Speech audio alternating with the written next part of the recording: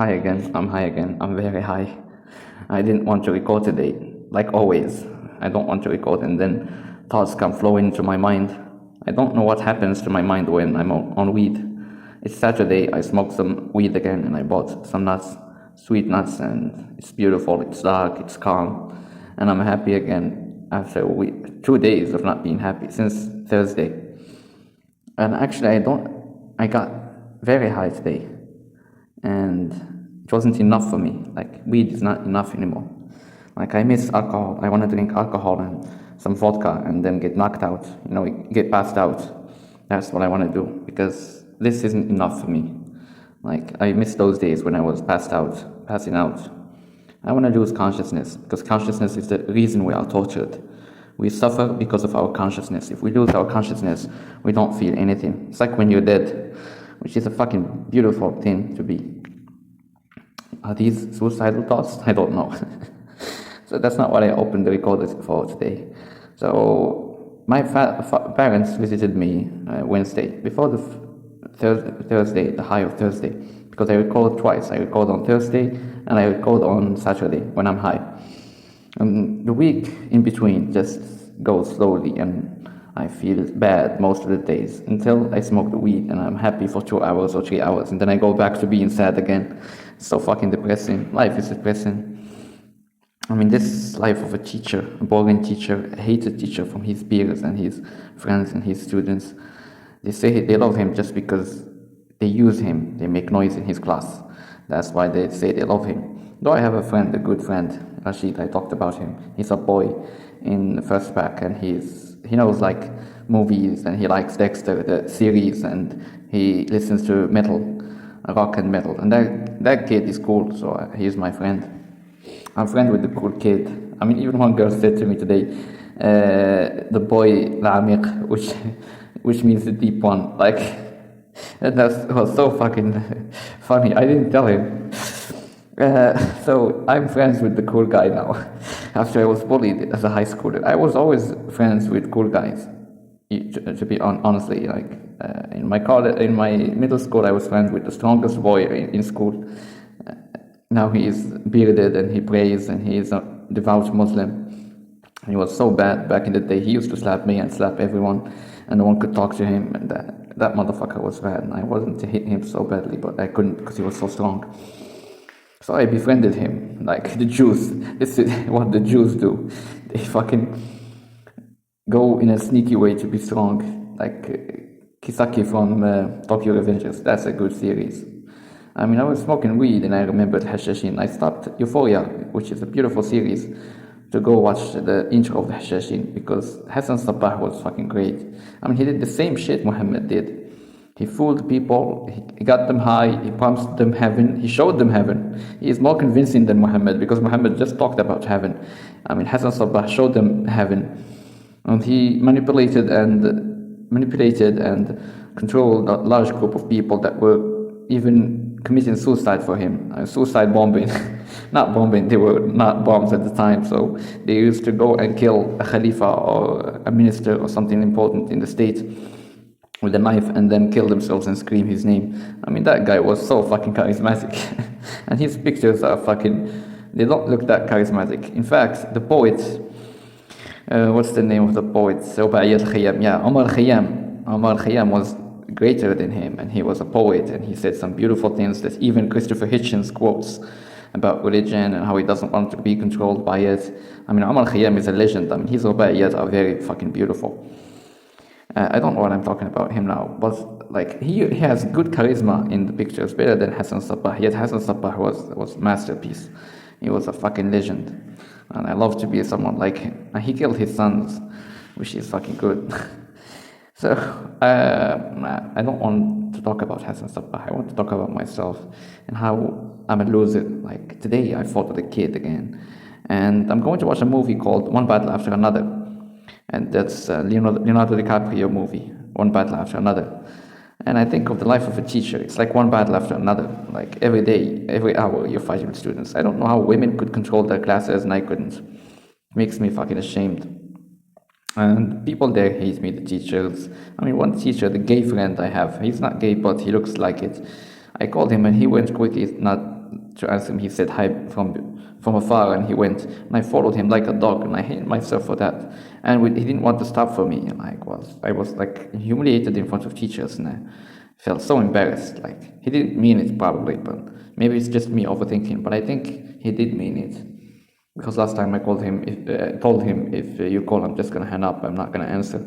Not hang up. I mean, I'm not gonna answer. Pick up. So he might got sad from that, and he doesn't want to talk or something to me. I don't care about him. Fuck that guy. My problem is that I care about what people think, and that makes me weak. I want to be loved. I have never been loved. That's why I try to my best, and I give up my rights just to be loved by people and say that he's a good man, because I know I'm not. Because I hate everybody, and I don't want to even talk to these people at all. Like, I wish I could earn money without teaching, like doing something else, because teacher's life is a miserable, bad, sad life. And one guy who sells fish in Morocco now, he's famous for small shops. He's called بالإله mulhuj, the fisherman. He was passing by a teacher of his, and he said to them, "Look at my car. This is the teacher that told me I'm running the floor, that he's not going to do any good in his future. And Abdullah has a beautiful, nice car, and the teacher is in an old, broke car. It's broke down." Like, that's so fucking embarrassing. And that's the lives of teachers. After 20 or 30 years of work, you will get a small, old, dirty car and an apartment and wife and kids, which is fucking sad. God damn it, I don't want a life like that. Anyway, and I fought with that kid, and I wrote a report on him because he didn't want to give me the phone. And I was calm and I was laughing, but I kept my anger inside.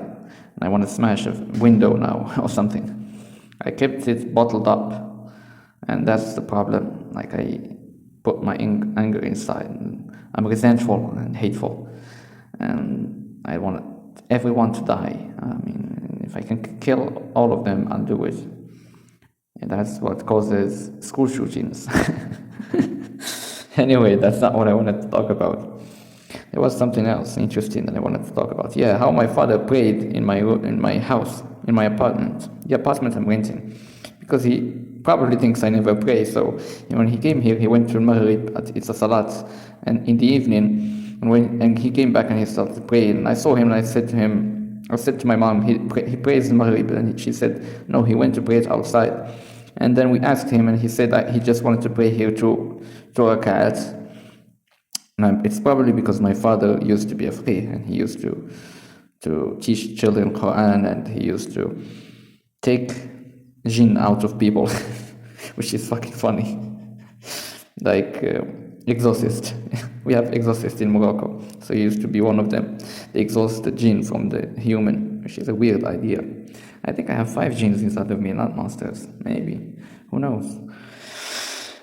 So he prayed to cast away the jinns and the bad souls and evils from the house, probably. That's why he prayed. And I was thinking, I need alcohol to clean that. I need to bring vodka and drink in this house to make it my house, like take it back from my father again. And the father of that kid that I fought with today because he didn't want to give me the phone, and I wrote a report on him, was fucking handsome. He had blue eyes. He was like a Westerner, like an American. And he had the beard, and he looked respectful. And he said, I would take the phone off my son, and he was very helpful, to be honest. And that's why I forgave him. I forgave the kid. But I still am going to torture him a little bit before I'll give him the silent treatment, the best weapon that women use against men.